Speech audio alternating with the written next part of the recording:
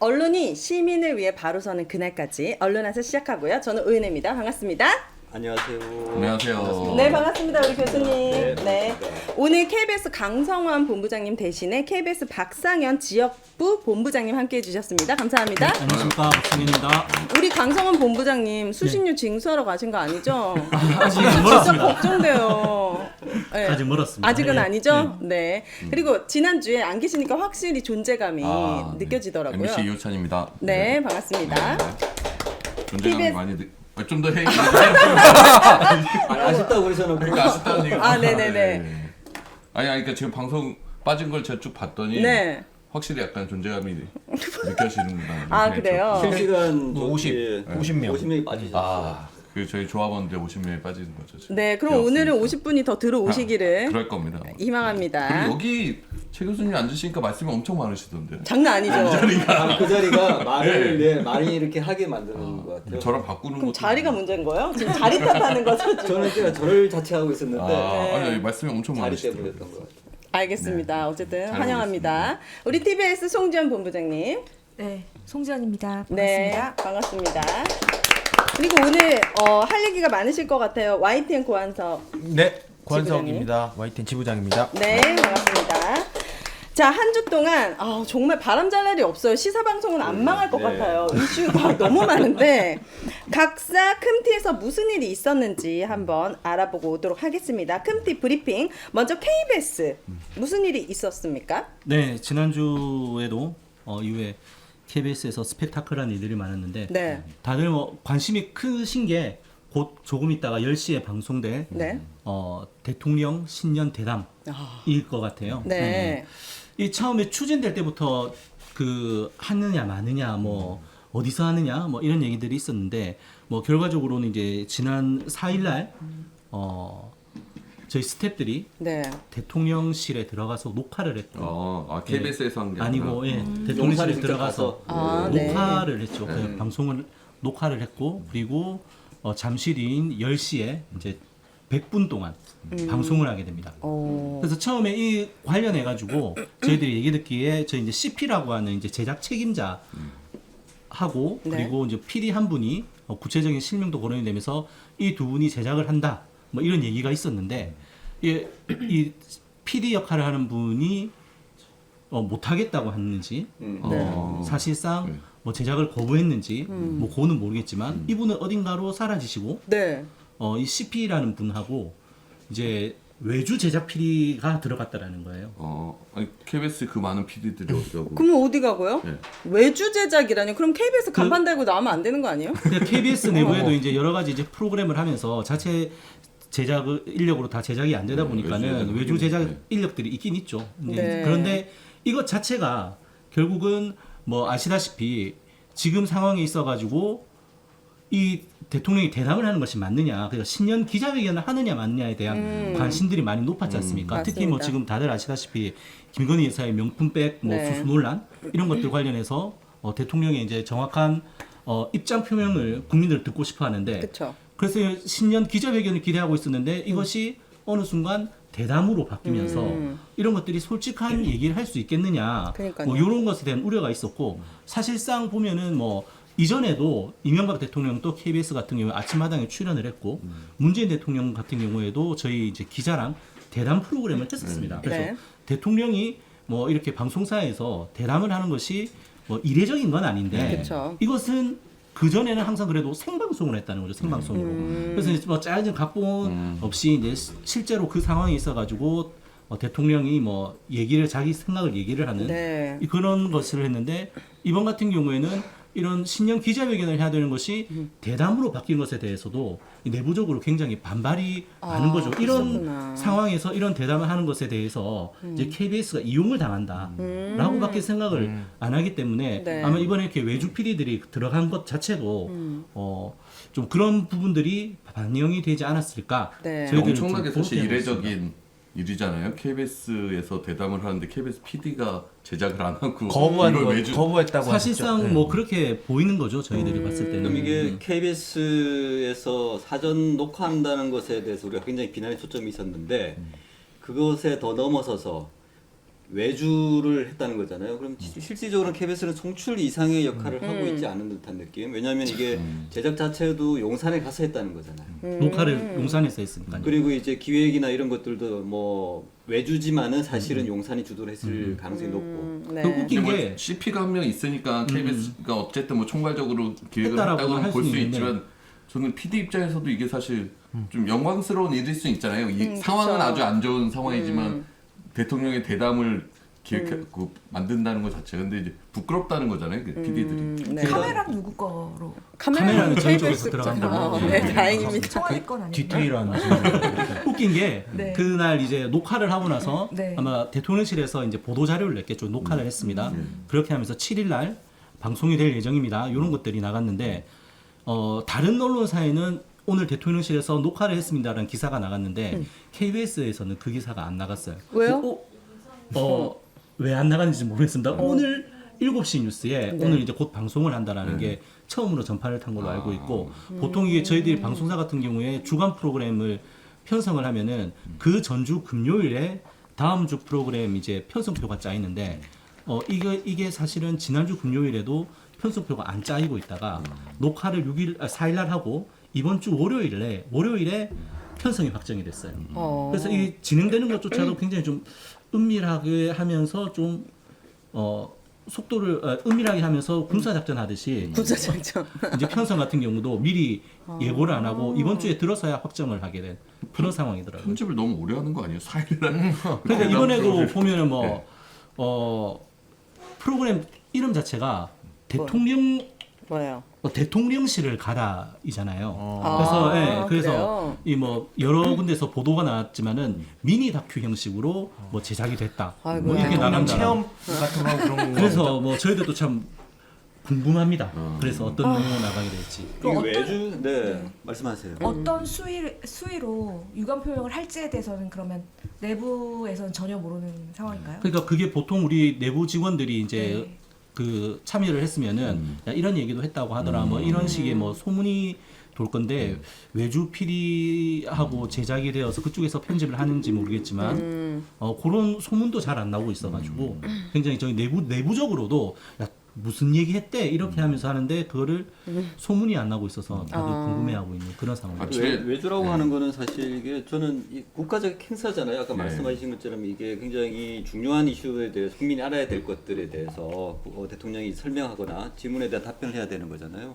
이게 정치적인 굉장히 중요한 이벤트거든요.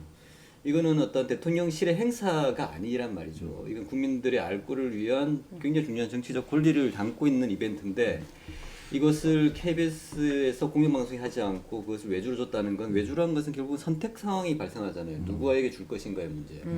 이제 그에게서 누구에게 줄 것인가의 문제에서 이러한 정치적인 국민의 권리가 담긴 어떤 이벤트를 어떤 기준으로 선정했는지 굉장히 중요할 것 같고요. 궁금하고 이것도 상당히 좀 관심을 가져야 될 부분인 것 같다 생각이 들고요. 네.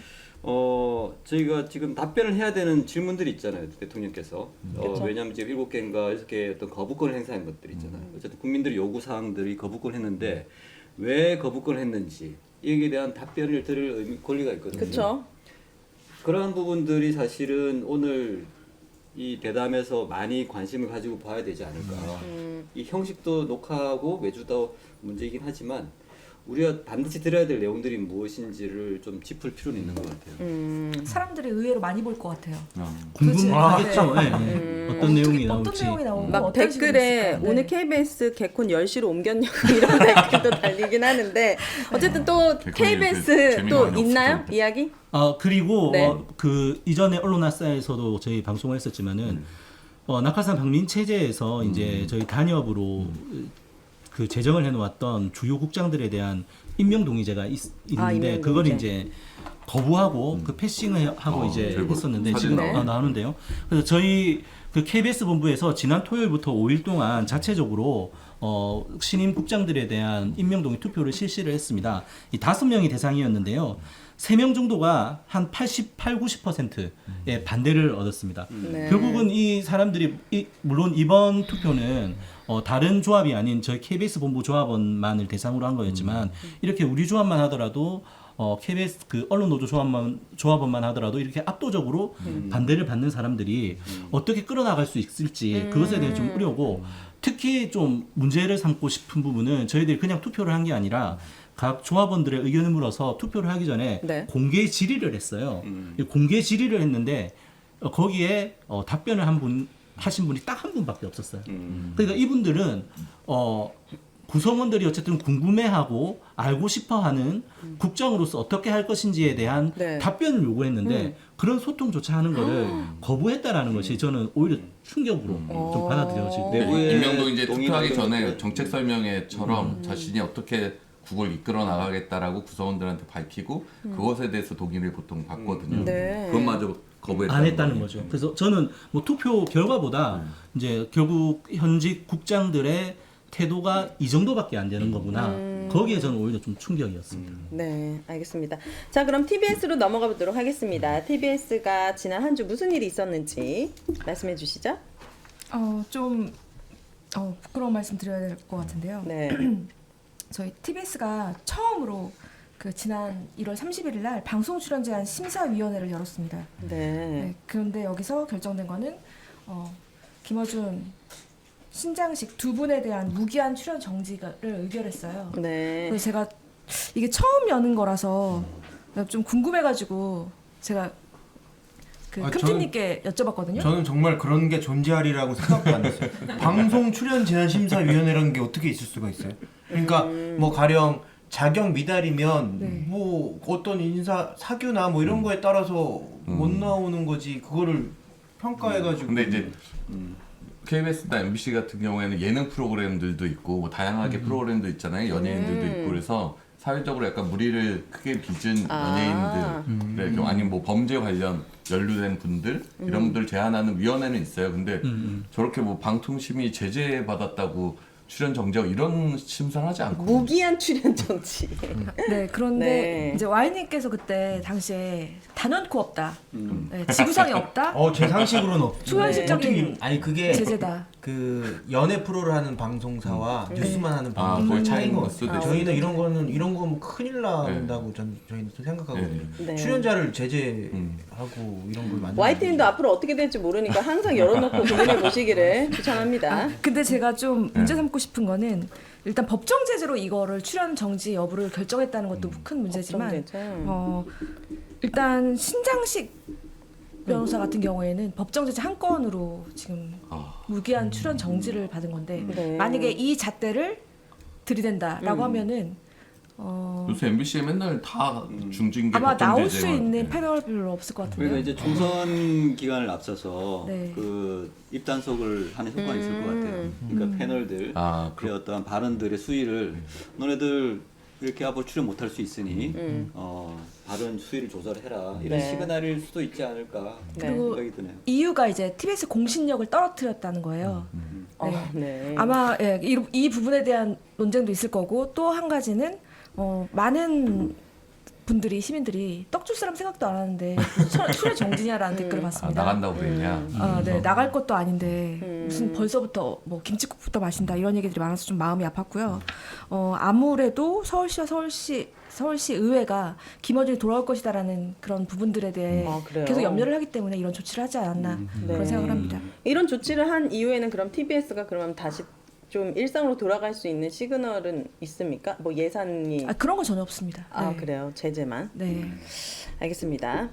더 하고 싶은 얘기 있으신가요? 그리고 제가 주말에 네. 뜻밖의 선물을 받았어요. 네. 네, 카톡이 왔는데 네. 누군가한테 다량의 그 네. 택배가 식량을 네. 왔다. 그래서 제가 문을 열었거든요. 네. 근데 아무것도 없더라고요. 알고 보니까 저희 회사 네. 노조 사무실로 네. 오은혜님께서 와. 관심을 아니 이런 거를 왜 여기서 얘기하고 그래요, 진짜. 좀 물품을 다시 한번 봤으면 좋겠네요. 그래요? 냉장고 안에 있는 못 보던 것들도 주스인데? 선물인가요? 왕뚜껑. 근데 저 광고하면 안 되나? 네. 저 음료가 정말 맛있어요. 네? 저는 음료? 이제 네. 노조분들의 건강을 건강을 고려해서 네. 이제 브로콜리 주스, 아몬드 아, 우유 좀 브로콜리 이런 주스. 것들 그때 딱 지나가는 말씀으로 지금 뭐 컵라면도 없다 이런 아, 말씀을 아. 얘기를 들어가지고 제가 갑자기 그 마음이 너무 쓰이는 거예요. 진짜 별거 아닙니다. 다 떨어지면 제가 또 보내드리도록 청취자 하겠습니다. 여러분 민원연에도 뭔가를 좀 보내주시면 민원연은 왜요? 이거 건강 아니 없어서 그런 게 네, 아니라 지금 이거 왔잖아요. 제 얼굴만한 그 아, 그럼 설탕물로 말씀해주세요. 누가 주셨는지. MBC에서 역시 아직까지는 여유가 있는 MBC에서 자, 설도 되고 해서. 이거 하나만 보내주신 건 아니고 이 레드향 한 박스를 보내주셔서 지금 입이 몇 개인데 제가 한 박스만 가져오면 어쩌자는 거예요. 어쨌든 감사히 잘 받겠습니다. 저희 조합원들이 너무 좋아했어요. 아 그래요? 너무 감사하다고. 진짜 네. 되게 힘이 나셨을 것 네, 같아요. 되게 힘났습니다. 네, 정말 응원하고 언제든 떨어지면 제가 또 보내도록 하겠습니다. 자 그리고 YTN 네, 오늘 방송통신위원회가 유진그룹을 YTN의 최대 주주로 승인을 했습니다. 뭐 쉽게 이야기해서 네, 네. 넘어갔다 이거죠? 넘어갔습니다, 유진에. 네, 아직 100%는 아니고요. 네, 민영화. 방통위 차원에서는 네. 절차가 끝이 났다. 그렇고요. 뭐 메인 토크로 네, 메인 토크로 오늘 이 이슈는 다뤄보기로 하고 MBC 무슨 일이 있었죠? 정말 진짜 치가 떨리는 일이. 아 진짜요? 어제죠 어제. 네. 어제 윤석열 대통령이 특별 사면을 실시하면서 이명박근혜 정권 당시에 MBC를 몰락시킨 주범이었던 MBC의 그 노동조합을 탄압하고 파괴시키려고 가장 앞장섰던 김장겸, 안광한, 네. 백종문, 권재홍 이 4명의 전직 경영진들을 사면시켜줬어요. 그러니까 이 사람들이 이제 구성원들 계속 저성과자로 이제 조합 활동 열심히 하는 사람들, 2012년 파업 열심히 했던 사람들 이런 사람들을 저성과자로 낙인을 찍어서 사실 공정방송 열심히 하자라고 하고 파업하고 싸웠던 건데 네. 그 사람들 다 외부로 쫓아냈고 그 쫓아내기 위한 계획들을 세우고 이랬던 사람들이거든요. 그래서 법원에서 김장겸은 징역 8개월에 집행유예 2년, 안광한은 징역 1년에 집행유예 2년, 백종문은 징역 1년에 집행유예 2년, 권재용은 징역 8개월에 집행유예 2년 이렇게 확정됐던 사람들인데 여기서 이 김장겸, 안광한은 사장, 전직 사장들이고 네. 이 백종문, 권재용은 저희 둘이 나오지만 네. 이제 부사장들이에요. 아 그래요? 그러니까 이 사람들이 이제 김장겸, 안광한은 지난해 10월에 대법에서 확정이 됐거든요. 그래서 내부 구성원들 입장에서는 이제 너무 늦었잖아요. 이제서야 확정이 됐으니까 네. 그나마 너무 늦었지만 그래도 이제 좀 정의가 바로 잡힌다라는 생각을 하고 있었는데 네. 넉 달 만에 바로 그냥 사면을 시켜줘 버린 거예요. 넉 달 만에요? 총선 나오게 하려고 하는 겁니까? 3회 못 걸으면 그래서 총선 그 나오던데. 김장겸 씨는 실제 국민의힘에서 전략공천을 고민하고 있다는 소문이 들려요. 와 지난번에 강서구청 그러니까. 선거에서 김태우 전 구청장 같은 경우도 그런 뭐 사례가 좀 될 수도 있을 것 같아요. 뭘 아직 나와봐야 알겠지만 그런 소문이 나오고 그러니까 김장겸이 세상에. 지금 가짜뉴스 무슨 괴담 방지 위원장 뭐 이런 걸 하고 있거든요. 김장겸 가짜뉴스를 씨가요? 가장 앞장서서 만들었던 사람인데 그러니까 국민의힘이 그걸 하고 있거든요. 그래서 이 사람이 다시 MBC 쪽이나 방송계로 돌아올 것인가 뭐 이런 좀 우려도 있었는데 네. 이제는 아예 여의도로 갈 생각을 하고 있는 것 같아요. 그래서 그런 전략공천 소문까지 좀 나오고 그건 뭐 봐야 될 것 같아요. 결과는 어떻게 될지. 아니면 네. 윤석열 정권의 3대 그 방통위원장으로 그러니까 혹시? 알 수 없어요 사실. 네. 네. 그런 것들 족쇄를 다 풀어줘 버린 거니까. 이게 네. 특별 사면이잖아요. 네. 네. 특별 사면이 이제 대통령의 고유 권한이거든요. 네. 일반 사면은 이제 국회 동의가 필요하고 네. 일반 사면하고 특별 사면이 다른 게 좀 있더라고요. 보니까 일반 사면 같은 경우는 이제 그 죄명 관련된 죄에 대해서 일괄적으로 사면을 하게 돼 있어요. 네. 예. 예를 들면 이제 교통범칙금을 이렇게 뭐 면제해주겠다 이런 식으로 하는데 그래서 생각을 이제 해봤는데 특별 사면이 얼마나 부당한지를 보려면 이것을 일반 사면으로 적용을 해보면 될 것 같아요. 예를 들면 이제 이번에 김장겸과 안광한 씨 같은 경우는 노조에 대한 불법 사용 부당 노동 행위 때문에 이제 그 징역을 받았는데 네. 일반 사면이 되면은 모든 불법 노동을 한 모든 이들이 사면이 대상이 되는 거예요. 아 웬만하면 특별 사면이 얼마나 부당한지를 보려면 네. 이렇게 일반적으로 적용해 보면 되는 것 같은데 윤석열 대통령이 이제 그러한 분들을 특별하게 사면했다는 거는 지금 시기에 굉장히 의미가 있죠. 왜냐하면 이제 YTN이 사용화되고 네. 총선이 있고 언론 장악 전문 기술자들이 이제 이 시기에 나왔다는 거는 단순하게 이들에 대한 보훈이나 어떤 특별한 어떤 배려는 아니지 않을까. 네. 그러니까 이게 언론인 중에서 딱 4명 사면이 됐는데 그게 딱 적폐 경영지 MBC 사람 4명이 사면이 된 거예요. 그러니까 네. 저희가 내부적으로 볼 때는 아 이렇게 정말 악랄하게 노조 탄압을 해도 결국엔 내가 다 풀어준다. 지금 있는 내부의 구성원들도 내부에 이제 MBC를 다시 장악하려고 하는 사람들도 걱정하지 말고 장악해라. 이런 시그널 아닌가. 시그널로. 언론 노조에서는 막 이제 뭐 이렇게 양아치 뭐 이런 짓까지 한다 이렇게 이제 되게 격하게 표현을 그게 했던데 격한 겁니까? 네. 저희는 약간 네. 거의 표현까지 못 쓰겠더라고요. 네. 이동관 방통위원장이 나가면서 이제 한 인터뷰가 있는데 이런 내용이 있었어요 실제로 제2의 저 같은 사람 이동관을 오게 돼 있다. 네. 라는 제2의 말을 하고 제3의 이동관이 나올 수 있다 했죠. 그리고 그래서 이게 사면권마저도 약간 언론 장악의 도구로 이용을 하는 것 같은 모습에서 언론 상당히 장악뿐 좀 충격을 아니죠. 받았죠. 저 그렇죠. 예. 사면 관련 이슈에서 네. 일반인들이 제 친구들이 가장 쉽게 이해할 수 있는 거는요. 국정농단, 사법농단 지금 다 사면됐잖아요. 최순실 씨 왜 자기 사면 안 해주냐고 지금 들고 일어났더라고요. 약간 그렇게 비춰지면 네. 될 것 같아요. 진짜 어렵게 잡아놓은 권력형 네. 비리 네. 그런 분들을 다시 또 이렇게 쉽게 그렇죠. 사회로 풀어주는 이 사면 복권의 이유에 대해서 뭐라고 밝혔습니까? 그 CG 한번 보시면 네. 그래픽 보시면 이렇게 얘기했어요. 과거에 잘못된 관행에 따른 직무 수행으로 처벌된 전직 주요 공직자와 여야 정치인, 그다음에 장기간 언론인으로 재직한 언론사 경영진 등을 사면함으로써 갈등 극복과 화해를 통한 국민 통합을 도모하겠다. 갈등이 극대화될 것 같습니다. 이 보도 자료 뒤에 보면은 또 이런 말도 나와요. 뭐죠? 갈등, 뭐 갈등 극복과 극복 국민 하나가 통합. 있고, 네. 그다음에 적어놨어야 되는데 전직 주요 공직자 비롯해서 하여튼 여야 정치인 언론인 사면하여 정치 이념 갈등을 일단락하고 국민 통합의 계기 마련. 아니 이 네 사람이 가장 앞장서서 이념 갈등 조장하고 갈등을 만들어내는 사람들인데 이 사람들 풀어주고 무슨 국민 통합을 하고 한쪽에서는 계속 언론이 압수수색해서 언론인 처벌하고 네. 한쪽에서는 언론 노조 그 노동조합 탄압하고 이랬던 사람들을 이렇게 그냥 죄를 없애주고 네. 특히 김기춘이나 김관진 같은 경우에는 박근혜 정부 때 얼굴이라고 할 수 있는데 네. 제가 봤을 때는 총선 앞두고 박근혜 네. 그쪽 표심을 좀 자극하기 위해서 그게 국민 통합인 것 같다는 그런 네. 생각이 여기서 듭니다. 말하는 네. 국민은 전체 또 이제 윤석열을 지지하지 않는 국민을 제외했을 거예요. 네. 통합의 대상자가 다를 수 있죠. 그 한동훈 위원장이 명확히 개념 정리를 해줬잖아요. 펠로우 시티즌. 동료 시민만이 국민입니다. 그의 동료는 자기의 동료만. 그의 동료는 그의 동료. 그렇죠. 네. 우리가 흔히 그 검사 윤석열과 네. 대통령 윤석열에 대해서 이제 뭐 얘기를 하는데 좀 웃긴 것이 네. 우리가 흔히 얘기하듯이 이제 아무리 이 사람이 잘못해서 처벌을 하려고 한다고 하더라도 검사가 기소를 하지 않으면은 처벌을 할 수가 없지 않습니까? 물론 제도가 네. 있긴 하지만은 근데 어쨌든 윤석열 대통령이 몸담았던 검찰에서 이 사람들이 잘못했다라고 해서 기소를 해서 네. 법원이 대법원까지 가서 처벌을 했지 않습니까? 네. 근데 한때 검사 경력을 발판 삼아서 대통령이 된 윤석열이 검찰의 그런 기소를 해서 죄를 처벌했던 사람을 또 네.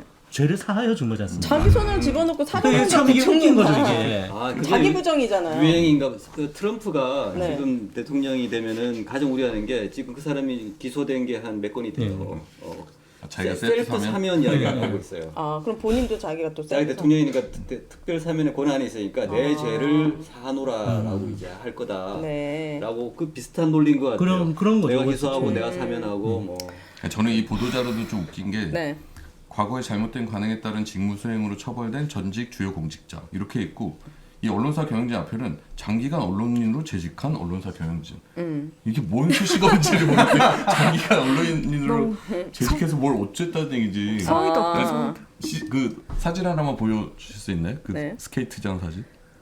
이게 MBC 앞이거든요. 네. MBC 앞에 겨울이면은 저게 한 2014년, 15년 네. 그때 스케이트장 저렇게 만들어졌어요. 시청 앞에 스케이트장처럼. 지금 네. 다음 사진 하나만 더 보여주면 저 이제 청소하는 맨 오른쪽 분이 파란색 MBC, 잠바. 네. 네.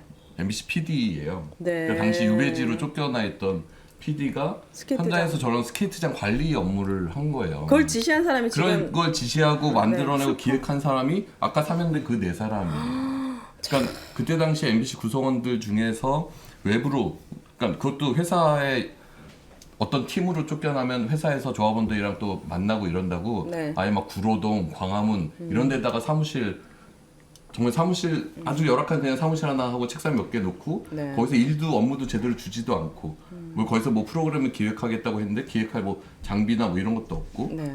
먼저 발령 내놓고 아 이제 우리 뭐 하지? 이걸 고민했던 고민했던. 상황이거든요.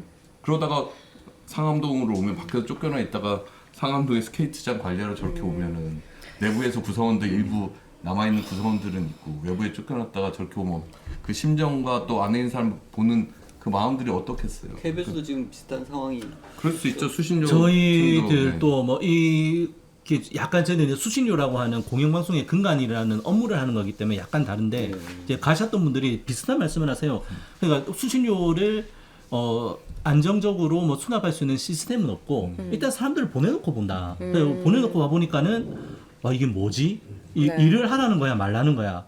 일도 제대로 안 줘놓고 사람만 이렇게 한 것이 결국은 조직 내부에 있어서 뭐 직종 갈라치기, 뭐 세대 갈라치기, 뭐 네. 조합 갈라치기 이렇게 내부적인 분열과 갈등만 일으키려고 하는 게 목적 아니냐. 네. 저희들도 좀 그렇게 보고 있죠. 자, 좋습니다. 자, 그렇다면 메인 토크, 오늘의 메인 토크로 넘어가 보도록 하겠습니다. 오늘의 주제는 유령 회사에 YTN 넘겨준 방통위입니다. 자, 오늘 공영방송 역사상 가장 암울한 날입니다. 2인 체제 방통위가 사실상 대한민국 최고의 보도 전문 채널 YTN을 민간 자본에 넘겨버렸어요. 그런 초현실적인 일이 발생했고 언론사에서도 비상에 걸렸는데요. 일단 오늘 방통위 앞에서 규탄 회견 현장의 목소리부터 들어보고 오도록 하겠습니다.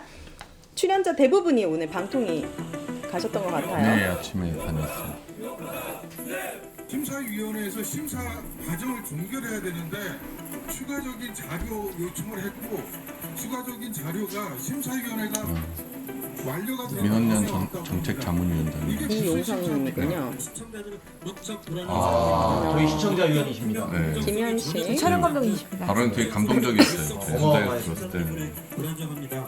방통위가 방송의 공적 책임이 어떤 의미인지 얼마나 중요한지 전혀 알지 못하고 있기 때문에 불안정합니다. 제적 가반도 안 되는 파행적 이인체제에서 자행하는 공정방송 파괴 행위 때문에 불안정합니다. 시청자위원회 역할이 사실은 굉장히 중요하거든요. 네. 시청자의 목소리를 대변해야 되는데 네. 사실 이런 부분의 문제에 있어서도 시청자분들이 좀 위원들이 많이 나서주시면 좋을 것 같아요. 네. 그 시청자위원은 김현식님 한 분이세요? 아닙니다. 아니죠? 네, 좀 여러 분 계신데 저렇게 적극적으로 시청 목소리 내시는 분은 그렇게 많지는 않아요. 제가 계속 불안정합니다라고 말씀하신 게 김홍일 방통위원장 기자들 스타일에서 네. YTN 상황이 이렇게 계속 보류가 되고 있으니까 시청자들이 불안정해야 한다. 시청자들이 불안정한 상황을 뭐 겪고 있다 네. 뭐 이렇게 얘기를 했어요. 네. 자, 김현식 YTN 시청자위원님은 언론화사 감독님이시기도 한데 Y님이 어떤 상황이었는지 좀 자세히 알려주시면 좋을 것 같습니다. 그러니까 윤석열 정권 들어서 YTN을 민영화한다는 얘기가 나오기 시작을 했고요. 2022년 재작년 여름부터 그 얘기 나왔고 처음에는 YTN을 민영화하는 이유가 공공기관의 공기업의 자산 건전성 때문이라고 그랬어요. YTN의 대주주가 한전 KDN과 마사회라는 공기업이기 때문인데요. 그래서 그 공기업들의 자산 건전성을 위해서 YTN을 팔아서 현금화하겠다. 뭐 그런 거였어요. 그런데 사실은 속내는 그런 게 아니죠. 지난 대선 기간에 YTN 보도가 불편했고 특히 YTN에서 그 보도가 나왔거든요. 김건희 학력 위조. 뭐 김건희 여사가 처음이자 마지막으로 사과한 그 사건입니다. 그게 YTN을 통해서 방송이 됐고 이른바 V2께서 아마 이를 갈았다고 얘기를 해요. 그래서 우리 편 아닌 언론으로 YTN이 찍힌 거고 네. 그래서 YTN 민영화가 시작이 됐습니다. 그래서 1년여를 끌어온 끝에 지난해 11월에는 승인 취지의 보류라는 이상한 결정이 났어요.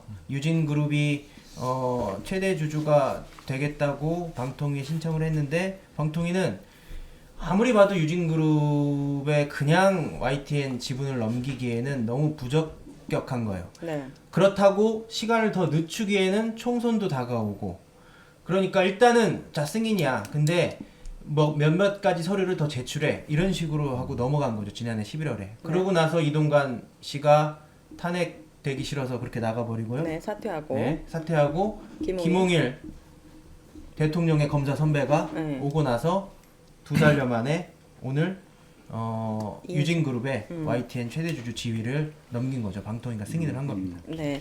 자, 그렇다면 이 결정이 왜 문제고 위법인지 한번 하나씩 밝혀보면 좋을 것 같습니다. 첫 번째 키워드는 그때는 안 되고 지금은 된다. 현재 지적되는 것 중에 하나가 YTN을 인수하는 유진 ENT 페이퍼 컴퍼니라는 거죠. 과거 비슷한 사례가 방통위는 페이퍼 컴퍼니라서 안 된다고 최대 주주 변경 승인을 거부했던 사례가 있었습니까? 네, 경기 방송을 최대 주주 변경 승인을 이제 경기 필이란 이제 페이퍼 컴퍼니 그 기업이 했는데 네. 이런 이야기가 있었어요. 그때 공적 책임의 주체가 될 수가 없다. 그러니까 이제 그게 정답이죠 사실은. 왜냐하면 미디어라고 하는 것들이 공적 책임이 있는데 기업이 못한다는 말이 아니라 네. 책임 있는 기업이 아니다라고 해서 네. 거부를 했던 적이 있습니다. 그게 네. 2015년 방통위 때인데 거의 지금 유진 기업의 유진 ENT에 대해서는 반대로 이제 이야기를 하고 있는 거죠. 공적 책임에 대한 아무런 문제가 없다. 그래서 이제 허용을 해줄게. 그래서 그때는 맞는데 지금 왜 틀리냐 네. 이런 이야기가 나오는 거예요. 같은 기준으로 그러면 다른 결과가 나온 이유는 뭡니까? 이게 보통 내로남불이라고 그러잖아요.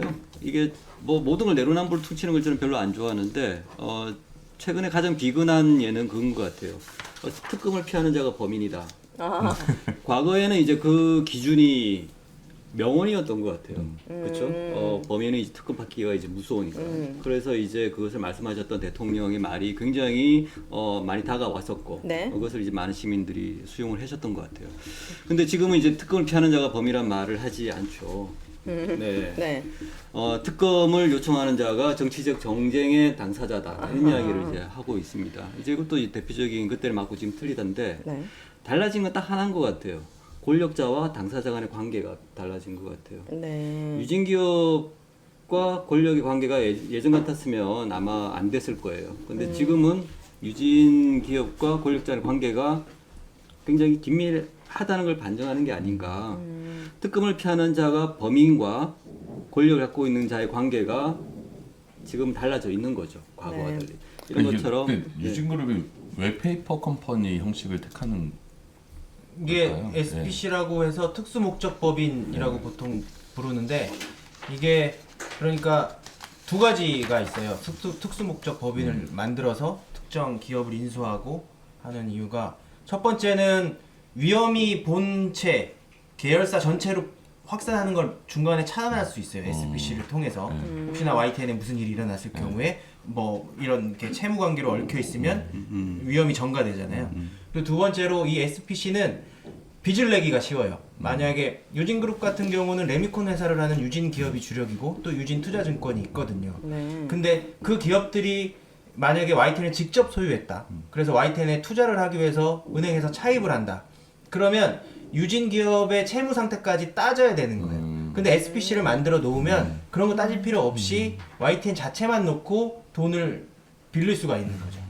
그래서 여러 가지 이유로 SPC를 만드는 게 이 업계에서는 입장에서는. 그 관행이고요. 공적 약간 좀 책임에 무책임한 느낌이 드는 그렇죠. 거죠. 전혀 그러니까 없는 거죠. 유진그룹 입장에서는 이 SPC를 만드는 게 좋아 보이지만 YTN 입장에서는 어떤 게 좋을 수가 있는 겁니까? YTN 입장에서 좋을 건 전혀 없고요. 방통위도 이 SPC 이 유령회사가 YTN 방송사를 인수하는 것에 대한 문제점을 명확히 인식하고 있어요. 그걸 뭘로 알 수 있냐면 네. 오늘 조건부 승인을 했단 말이죠. 그래서 방통위가 10가지 조건을 내걸었어요. 그 10가지 조건 중에 핵심 사항이 뭐냐면 유진 ENT라는 그런 페이퍼 컴퍼니를 좀 그럴듯하게 만들어 봐라. 감사도 좀 선임하고 사회이사도 해놓고 그게 조건이에요. 그거를 지금 그런 조건도 없이 지금 승인을 한 겁니까? 그렇게 각서를 받고 각서. 방통위가 승인을 해준 거죠. 그러니까 자격이 안 되는데 네. 승인을 하면서 자격을 갖춰라 이런 네. 이야기를 한 거네요. 그 외에 뭐 사람을 평가할 때는 딱 봐서 제가 이호찬 본부장님을 처음에 딱 보고 저 사람의 됨됨이와 뭐 이런 발전 가능성 이거를 정확히 딱 알 수가 없잖아요. 어떻게 하냐면 저분이 과거에 어떻게 살아왔는지 그렇죠. 그걸 봐야 된다. 네. 은행에서 돈 빌려줄 때도 신용등급 평가할 때도 뭐를 보냐면 과거의 거래 내역을 본다고요. 그래서 네. 돈을 제때 갚았는지 이자는 제대로 지불했는지를 본다고요. 그게 자격 심사예요. 네. 근데 유진그룹 같은 경우는 앞으로 돈 잘 갚을게, 앞으로 열심히 살게 이렇게 각서 쓰고 24시간 보도 전문 채널을 인수한 거예요. 그래서 각서만 쓰고 이렇게 방송사를 인수하는 법이 세상에 어디 있습니까? 그러면 이 SPC가 자본금 1,000만 원의 대표이사 한 명뿐이라고 하는데 여전히 이 승인 과정 순간에도 이걸 유지했는데 승인을 해준 겁니까? 이게 유지되고 여기에 더해서 사회이사도 좀 선임하고 직원도 늘리라 하는 것이 조건부 승인의 조건입니다. 자본금 1,000만 원. 그러면 우리가 그냥 테이프 컴퍼니 만들어서 YTN 잘하겠다고 각서 내밀면은 승인해줘야 되는 거 아니에요? 아유, 삼천 경쟁자가 명하고요. 강력한 경쟁자가 될 수 있죠. 아, 네. 오리님은 가능할지 모르겠네요. 네. 궁금한 게 네. 그러면 YTN의 매각이 완전히 마무리되는 시점은 일단 방통위 통과됐는데 어느 정도 걸릴까요? 이게 방통위에서 승인을 하면 네. 5 거래일 안에 잔금을 납입을 해야 돼요. 굉장히 디테일하게 들어갔는데 아, 잔금이 얼마인데요? 이게 오 거래일. 유진그룹이 3,199억을 써내서 낙찰을 받았고요. 이게 네. 3,200억이라고 하면 네. 그 중에서 10%를 계약금으로 이미 납입한 상태입니다. 네. 잔금은 아직 치르지 않았어요. 그래서 5 거래일이라고 하면 설 연휴 빼고 16일까지 한정 나머지 KDN과 마사회에 입금을 해야 돼요. 그러면 주식은 넘어옵니다. 아. 그때부터는 이제 경영권을 접수했다고 보면 돼요. 이제 그리고 나서 유진그룹이 해야 할 일은 아마도 사장을 교체하는 걸 거예요. 지금 KBS에서 일어난 일이 바로 그런 거잖아요. 네. KBS 이사들 바꾸고 뭐 그래도 직접적으로 보도가 무너지거나 그러진 않는데 네. 사장 바꾸고 나서부터 본격적으로 언론 장악이 시작되지 않습니까? 네. 아마 YTN 사장 YTN 임기도 좀 얼마 안 남지 않았어요? 근데 네, 올해 9월까지라 아, 근데 우장균 사장이 TBS처럼 그렇게 네. 호락호락하게 넘어가지 않겠다라고 인터뷰한 걸 봤거든요. 어떻게 하실까요? 글쎄요, 제가 내일 만나서 물어보려고요. 어떻게 하려고 모르겠는데. 아 저는 솔직히 되게 안타까운 게 YTN 같은 경우는 보도 전문 채널인데 거의 80% 정도가 거의 보도를 하고 있는 특수 방송이잖아요. 채널이죠. 근데 네. 보통 저희가 24번을 되게 많이 보거든요. 이게 YTN 번호인데 네.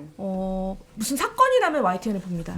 근데 아마 많은 시민들이 그럴 텐데 총선 앞두고서 약간 이런 여론 형성을 특히 그렇기 때문에 보도 채널을 하는 경우에는 그 뉴스를 통해서 여론 형성을 굉장히 많이 하는 곳이잖아요. 그렇기 때문에 사실 이 구조 그러니까 지배 구조 자체가 공혁성을 가져야 되는 부분인데 최근에 KBS 네. 보도로 저희가 언론아싸에서도 얘기도 하고 했잖아요. 9시 뉴스, 큐시트 네. 뭐 이런 것들이 얼마나 황당무계하고 땡긴 뉴스인지 24시간 그런 뉴스 하기를 바라는 거예요.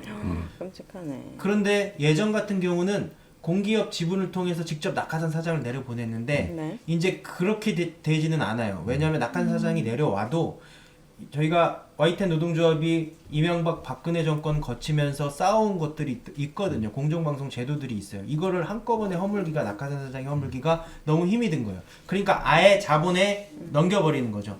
자본은 이윤을 추구하고 이윤을 추구하려면 본질적으로 권력 친화적일 수밖에 없거든요. 네. 그래서 계속 언론 장악의 외주화라고 명명해서 저희가 투쟁을 해온 거고. 이게 변경 승인 조건 중에 뭐 보도 나온 것 중에 그러니까 유진 ENT의 그 포함해서 하여튼 유진 기업의 유리한 보도 홍보성 기사를 강요하거나 불리한 내용이 보도되지 않도록 하는 등의 방식으로 YTN의 보도 편성에 개입하지 말 것이라는 조건이 있어요. 저는 진짜 너무 뻔뻔하다 이 사람들. 자기들이 지금 그러니까 그럼 민영 방송이 돼갖고 민영 방송의 대주주한테는 자기한테 유리하게 방송하지 못하도록 얘기해놓고 네. 지금 KBS 공영 방송을 자기들이 장악해서는 정권에 유리하게 방송하려고 온갖 편성에 개입하고 그쵸. 하잖아요. 네.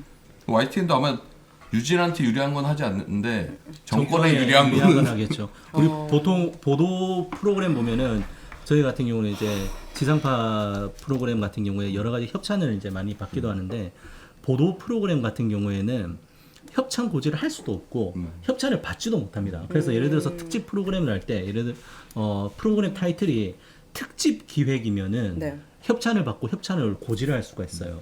근데 그거를 타이틀이 보도기획으로 나가잖아요. 아, 그럼 또 그럼 안 돼? 하면 안 돼요. 어. 이제 이런 게 있거든요. 그런데 이렇게 24시간 보도 전문 채널을 민영 기업에 넘겼다. 와. 이거는 이제 그야말로 아까 말씀하셨던 것처럼 이게 정권이 직접적으로 목줄을 못 재니까는 자본을 통해서 이제 목줄을 재어서 결국은 정권 친화적인 방송을 만들겠다라고 하는 방송 장악의 한 유형인 거죠, 이게. 네. 그러니까 이런 승인 조건을 건다는 것 자체 이게 안 지켜질 조건이라는 거예요. 그리고 뭐 저번에 우리 맨날 얘기하지만 루이림 자기 YTN에서 자기 누나네 집 홍보했던 사람 아직 이 시대 맞지? 그런 사람을 방통심의위원장으로 앉힌 정권이 심지어 어떤 흉흉한 소문도 도냐면 유일임 방심위원장의 임기가 7월까지라고 해요. 이게 아, 그래요? 보궐로 돼서 보궐로. 그래서 YTN 사장으로 올 거다.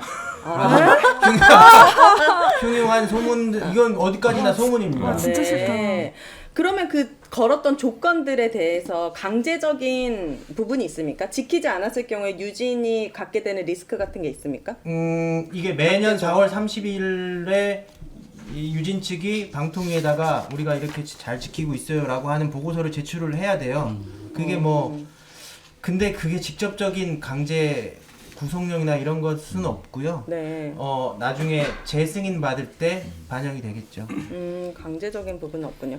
자, 키워드 2는 넘어가 봐도 될 것 같아요. 왜냐면 승인 보류에서 승인으로 바뀐 네. 이유에 대해서 방금 지부장님이 말씀을 해주셨고, 그죠? 네. 키워드 3, 위법, 뇌물, 탄압, 언론사 대주주의 자격. 과연 진짜 대주주의 자격이 있는지 유진이라는 회사가 그 얘기를 해보면 좋을 것 같습니다. 30년 역사를 가진 전문 보도 채널 YTN을 아무 기업에나 넘길 수는 없잖아요. 유진그룹이 대주주가 될 자격이 있는지 따져봐야 될 것 같은데 어떻습니까? 자격이 있다고 보십니까? 그 방통위에서 최대 주주 적격 심사할 때 항목 중에 두 번째가 사회적 신용이라는 게 있거든요. 네, 사회적 신용. 그러니까 믿을 만한 기업인지 봐야 된다는 거예요. 네. 양아치 기업한테 넘기면 안 된다. 적어도 언론사는 그렇죠. 그런 기준을 갖고 있어요. 지난해 11월 29일 날 방통위가 승인 취지에 보류를 하고 오늘 승인을 했잖아요. 그 두 달 동안, 두 달이 아니라 석 달 동안 뭐가 바뀌었냐면 네. 지난해 12월에 금융감독원이 증권사 9곳의 위법행위를 적발해서 발표합니다. 아, 네. 고객 돈을 마음대로 굴리고 고객 A의 손실을 B 고객에게 전가하고 돌려막기 하고 혹은 증권사 자산으로 고객 손실 메워줘서 투자 수익률을 이렇게 예쁘게 맞춰놓고 중대한 위법행위고 경영진 CEO들도 관여가 됐다고 금감원이 발표를 했어요. 네. 그 9개 증권사 중에 하나가 유진 투자증권입니다. 아, 그래요. 지난해 11월 29일 날 승인 취지의 보류가 난 이후로 바뀐 것이라고는 유진투자증권이 그걸로 적발된 거 하나뿐이 없어요. 문제가 그동안 유진그룹이 얼마나 훌륭한 기업으로 거듭났겠습니까? 그 유진그룹 유경선 회장이 검사에게 뇌물을 줬다는 얘기도 있던데 이건 무슨 내용입니까? 이건 굉장히 옛날 얘기인데 네. 그 기억할지 모르겠는데 김광준 검사라고 예전에 처음 들어요. 어마어마한 생명부지. 분이 네. 네. 김광준 검사장급이었을 거예요. 고검. 그분이 조이팔이라고 희대 그 사기범 있어요. 조폭 있잖아요. 조이팔. 조이팔. 예, 다단계. 네, 다단계 아, 수조원 네. 때. 아, 네. 그쪽한테 뇌물을 받아요. 이 검사가요? 예. 김광준 검사가? 네, 그래서 경찰 수사를 받습니다. 그리고 근데 그 과정에서 또 뇌물을 받은 정황이 드러났는데 그게 유경선 유진그룹 회장입니다. 본인 뭐 사건 잘 봐달라, 뭐 검사, 뭐 친분 이걸 위해서 뇌물을 줬어요. 근데 나중에 그 돈 돌려받았고 나는 빌려준 거다. 네. 김광준 검사가 전세금이 없어서 딱해 보여가지고 빌려줬다라고 얘기를 하더라고요. 검사가 딱해 보여서요? 네. 네. 이때 변호인이 이상인이에요? 그때 변호인이 이상인 씨. 지금 이상인 씨가 현재 2인 관련이네요. 방통위 체제 한 명인 위원장. 부위원장. 부위원장. 네, 네. 보니까 또 노조 탄압 의혹도 있어요. 유진그룹 유경성 회장이. 네. 그리고 ESG 경영평가에서 최하위 등급을 네. 이런 이유 등으로 나눔 로또 사업에도 탈락이 된 전력들이 있는데 지금 사회적 신용도가 높아 보이진 않습니다. 전 두 가지가 좀 걱정되는데요. 하나는 YTN을 사고 나서 이제 유진그룹 계열사들의 비판적 기사가 나면 그러니까 내려지거나 네. 홍보 수단으로 뭐 되거나 네. 이렇게 될 가능성은 없을까요? 왜냐하면 서울신문 같은 경우에도 후반건설 관련해서 기사 냈다가 통째로 날렸잖아요. 그런 부분들에 대해서는 이제 기자들은 그런 우려들은 없을까요? 아, 글쎄 닥치지 않은 일이라 딱히 말씀을 드리기가 좀 뭐한데 기존의 대주주가 한정 KDN이랑 마사회였잖아요. 근데 네. YTN은 독특하게 마사회가 뭐 잘못하면 엄청나게 때려요? 이 업계 얘기로 조집니다. 아. 한전도 가차 없어요. 그래가지고 심지어는 그쪽 분들이 그 좀 너무한 거 아니냐. 그래도 주주인데.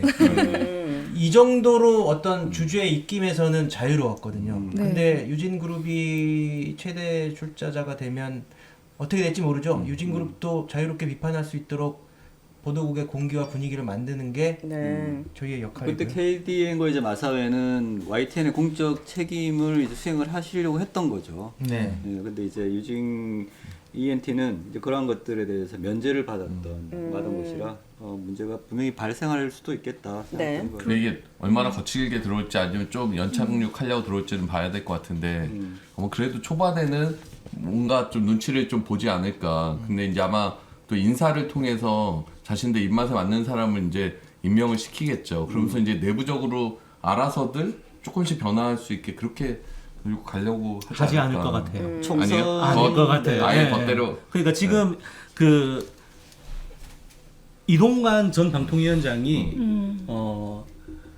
자진 탄핵에 앞서서 자진 사퇴를 한 국면으로 이제 물러나긴 했지만은 뭐 들리는 얘기로는 이 방통위 이제 담당 직원도 방통위원장님 이렇게 하시면 저도 깜빵 가고 위원장님도 깜빵 갑니다.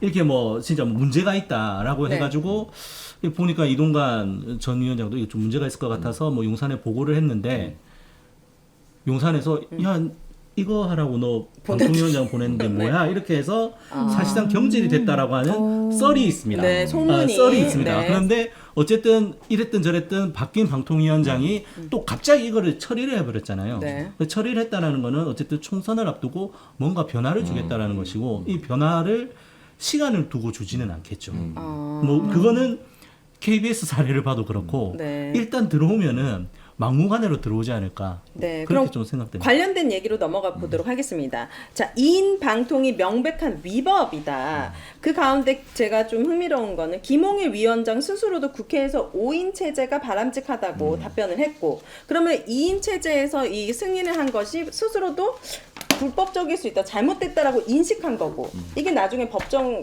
제재로 들어갔을 때 충분히 큰 문제가 될 수 있을 것 같은데요. 그 작년 네. 말에 그 MBC 박문진 이사진 교체 과정에서 네. 그 이동관 방통위원장이 이제 권태선 이사장을 후임으로 임명한 사람이 있었어요. 근데 네. 권태선 이사장 복귀하면서 이 사람도 임명 집행이 정지됐거든요.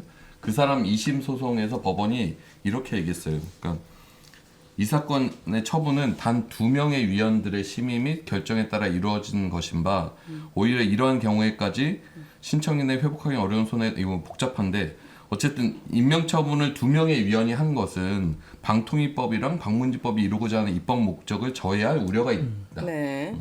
그러니까 이게 사실상 2인 체제에서의 결정이 위법하다라는 인식을 법원이 드러낸 거거든요. 그런데 지금 2인 체제에서 그대로 이걸 통과시켰다는 거잖아요. 3인 체제도 위법하다는 얘기가 많았는데 2인 체제는 체제에서. 정말 말이 안 되는 것 같은데 거기 이게 2인 체제에 한 명은 변호인이었다는 거죠. 그러니까요. 문제가 될 것 같은데 분명히 나중에 문제 될 것 같습니다. 같아요. 방통위 내부에서도 네. 뭐 문제 될 거라는 우려가 크고요. 네. 내부 사람들도 그렇게 얘기한대요. 이게 잘못하다가 나중에 다 검찰 수사받는다. 네.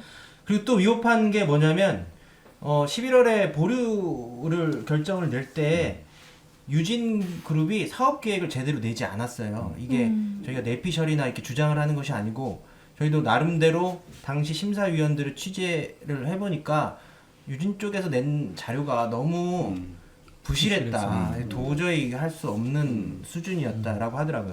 그리고 나서 최근까지 유진그룹이 한 400페이지 되는 분량의 자료들을 제출을 했습니다. 그러면 다시 심사를 해야죠. 네. 심사위를 그러니까, 다시 네. 꾸리던 그 사람들이 하던. 네. 네. 근데 심사위를 꾸리지 않았어요. 심사를 하지 않고 그냥 그 2명이서 의결을 해버린 거예요. 방통위법상 법령상 이거는 분명히 절차상 정당성을 없는 원래 심사위에서 제대로 검토하라고 사업계획서를 내는 걸 거 아니에요. 네. 그러니까 사업계획서 부실해서 다시 냈는데 이거를 심사를 그냥 안 해. 심사도 안 하고 방통위원 둘이서 그냥 의결했다는 거 아니에요. 그렇죠. 근데 5일 내에 돈을 입금해야 되는 상황인데 그거 다시 되돌릴 수 있나요? 되돌릴 수도 있습니다. 아, 그래요? 어떻게 하냐면 네. 법적 대응을 할 거거든요. 이게 네. 2인 체제 방통위에서 심사위도 없이 무자격 유진그룹에 넘긴 거잖아요. 그래서 집행정지 가처분 신청을 설 끝나면 바로 할 거고요. 네. 본안소송도 들어가고 이게 사안이 시급하니까 네. 법원에서도 빨리 판단을 해주리라고 믿고 있습니다. 자, 그 얘기로 마지막 키워드를 넘어가 보도록 하겠습니다. 백지화가 정답이다. 방통위 2인 체제의 위법성, 졸속 부실 심사, 편의에 따른 다른 기준을 들이대는 불공정한 잣대. 자, 그리고 가장 중요한 건 공적 자산의 사형화까지. YTN 최대 주주 변경 승인 절대 받아들일 수 없습니다. 오늘 고한석 지부장님이 방통위 앞 회견장에서 투쟁을 선포하셨는데 그 영상 한번 보고 오겠습니다. 자격 유진그룹에 넘긴다면 YTN 언론 노동자들은 제2의 싸움을 시작할 겁니다. 첫 번째로 강력한 법적 투쟁에 나서겠습니다. 네. 지난해 11월 심사위원회가 꾸려졌습니다. 그때 방통위 심사위원 중에 한 앞입니다. 명은 국민의힘의 전신인 미래한국당의 공천을 신청한 사람입니다. 공정성이 의심됩니다. 그나마 그러한 심사위원회조차 유진그룹이 제대로 된 사업 계획서를 제출하지 그러니까 저 않았다고 부분 했습니다. 제 이해가 좀 안 되는 것 유진그룹은 같아요. 심사를 안 그 하고 후에 네. 절차적으로도 좀 이해 안 되는 절차적 부분이 정당성이 명백히 배려돼요. 이때는 심사위원회가 없습니다. 지금 전체회의에서 진행되고 있는 의결 심사위원회 없이 진행되고 있는 겁니다. 방통위 사업계획서를 법령상 두 명이 위법입니다. 그냥 심사할 거면 절차적 심사위를 정당성 뽑을 필요도 없습니다. 없잖아요. 사업계획서를 이 심사위가 밖에도 보라고 사실 만드는 유진그룹의 거예요. 그렇죠. 심사위가 있었을 그리고 때는 사업 계획서가 YTN 없었고 절차 위법성 사업 처분 계획서가 없습니다. 있을 때는 심사위가 없는 반드시 거죠. 법적 투쟁을 통해서 YTN은 원래 자리로 되찾을 것이고 관련자들 모두 처벌받게 하겠습니다. 요즘 시민들이 총선 시민 이슈에 주주들과 많이 마지막으로 관심이 다시 있잖아요. 제대로 총선 힘차게 이슈와 이제 시작하겠습니다. 방송 이 문제들을 대주주, 분리해서 생각을 아니, 많이 하시는 것 같아요. 대주주가 되도록 근데 하겠습니다. 확실한 여기 것은 언론, 절대 노동자, 이제 시민들, 권력 있는 그리고 쪽에서는 시민들, 방송과 이 총선을 연대 분리해서 속에 생각하고 있지 않다는 거예요. YTN 노조는 그래서 국권이 이 버티며 문제는 반드시 좀 어려워 공정방송 보이더라도 지켜나겠습니다. 시민들이 절대 정말로 포기하지 총선 않겠습니다. 이슈다라고 생각을 하고 관심을 네. 좀 가져줬으면 좋겠습니다. 네. 앞에 프롬프트 있었던 거 아닌 거 맞죠? 자연스럽게 아, 끝나네요. 예, 열심히 준비를 하셔가지고 발언을 해주셨고 보니까 박순표 위원장의 발언도 굉장히 인상 깊어서 준비했다고 하는데 이분이 아주 비장한 각오로 또 발언한 영상도 한번 보고 오겠습니다. YTN이나 민영화 시도에 대해서 분명히 내부에서 반대의 목소리를 내야 한다고 생각했습니다. 그 목소리를 내야 하는 사람이 있다면 앞길이 창창한 후배들이 아니라 저 같은 부참들이라고 생각했습니다. 만약 저 말씀하시는데 약간 울컥하더라고요. 그리고 또 옆에 YTN 고철희 기자인가 아까 얘기하는데도 막 그 친구도 울컥하고 이러니까 YTN을 저도 약간 이 부분이 중요합니다. 저는 즉시 회사를 떠나겠습니다. 할 수 있는 모든 걸 다해서 윤석열 정부의 잘못된 언론 정책에 맞서 싸울 겁니다. YTN을 공영체제로 돌려놓기 위해서 한 어떤 길싸움도 30년 정도는 다니시죠. 후배들에게 그렇죠. 네. 저보다 10년 정도 선배시고요. 편집 YTN은 에디터고. 쓰러지지 않습니다. 근데 평소에도 유진 그룹에 넘어가면 난 이 회사 못 다닌다라는 말씀을 많이 하셨어요. 감사합니다.